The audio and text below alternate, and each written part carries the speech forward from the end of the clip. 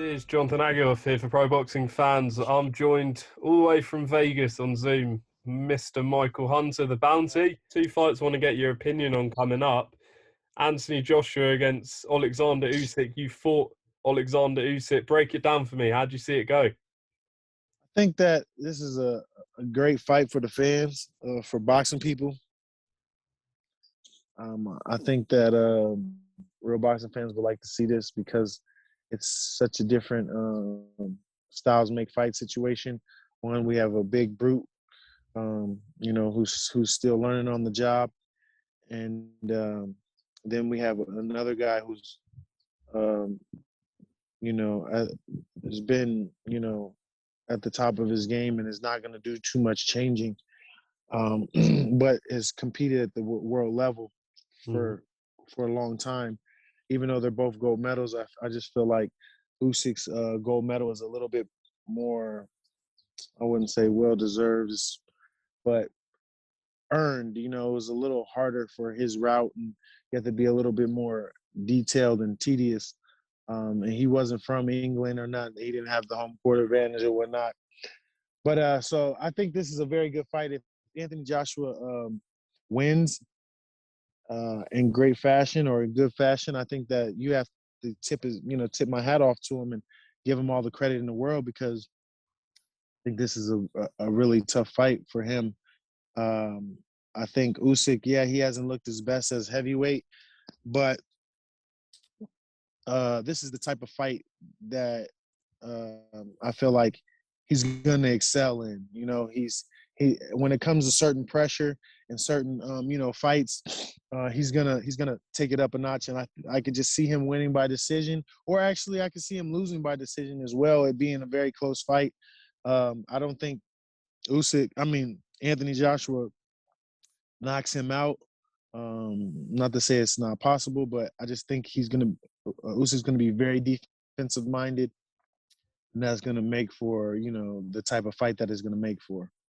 When you fought him, did anything particularly surprise you, and has anything surprised you since he's moved up to heavyweight? No, not really. Nothing positive. There was a few things that I was able to take from it that surprised me, that I thought he was going to be a little better in.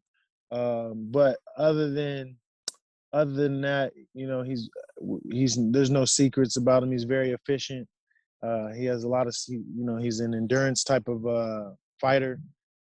He's not looking to, he's looking to do the overtime. He's a longevity type of fighter. So we should be looking for him to be in there for 12 rounds and put on a decent boxing display.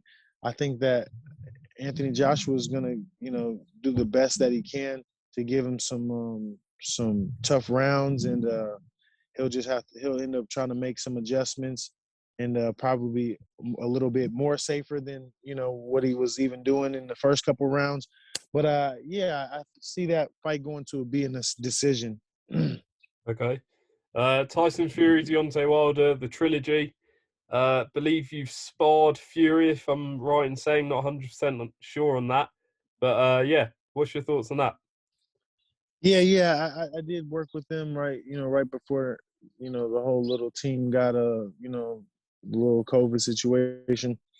And Deontay was my Olympic teammate. Yeah.